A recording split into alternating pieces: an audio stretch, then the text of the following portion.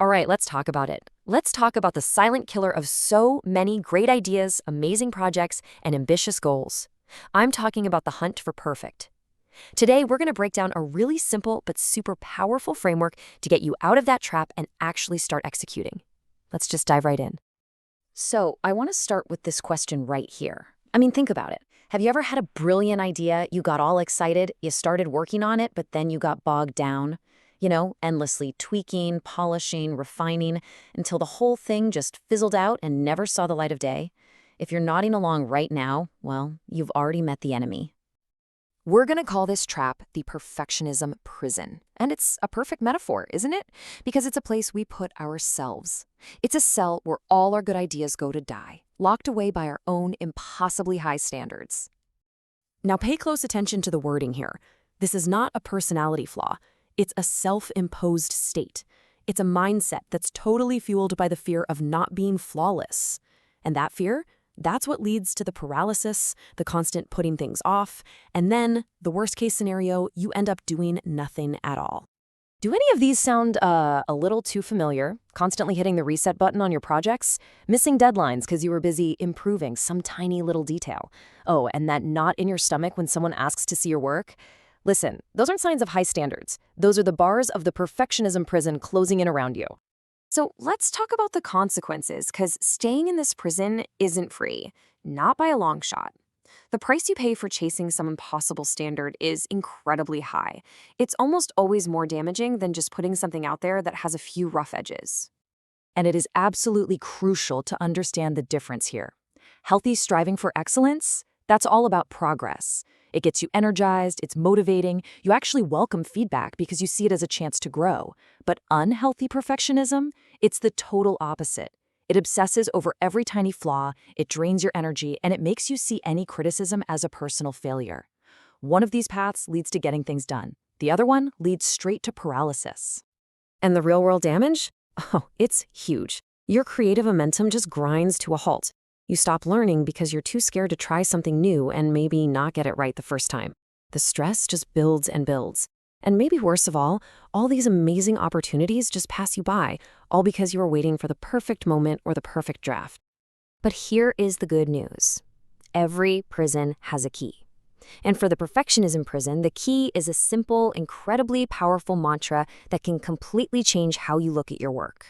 And honestly, your life. That's it. This is the whole idea in a nutshell. 3 words. Done beats perfect. Now, this isn't an excuse to produce sloppy work, not at all. It's about making completion the priority, instead of some flawless, impossible ideal. Because a finished project is always, always better than a perfect one that only exists in your head. Done beats perfect, every single time. Okay, so how do we actually do this? With this dead simple 3-step escape plan. Let's start with step 1. Set a hard deadline. And I mean hard. This isn't a vague suggestion. It's a finish line that you cannot move. It forces you to make choices, and it stops that endless cycle of tinkering.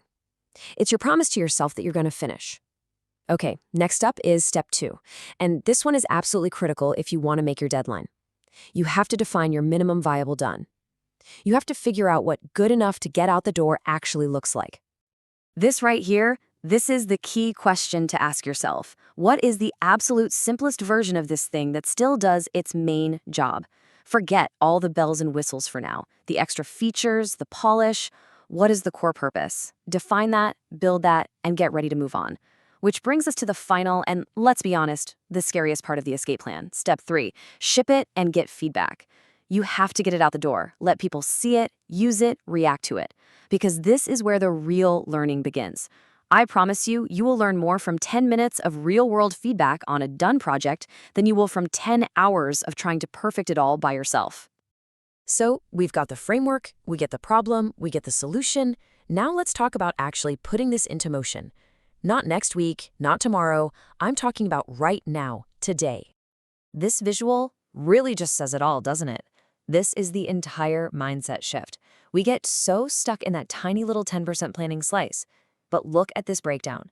70% of your energy should be on execution, just doing the thing. 20% on iteration, making it better based on real feedback, and only 10% on the initial plan. The huge majority of your effort has to be in the doing. So here it is, your first step to freedom. I want you to pick one small thing you've been putting off. A report, an email, a sketch, I don't care what it is. Your only goal is to get it done today. Don't you dare aim for perfect, just aim for done. And just feel that momentum that comes from actually finishing something. Because at the end of the day, that's the real takeaway here.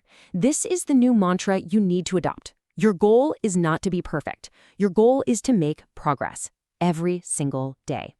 So I'll leave you with this to think about.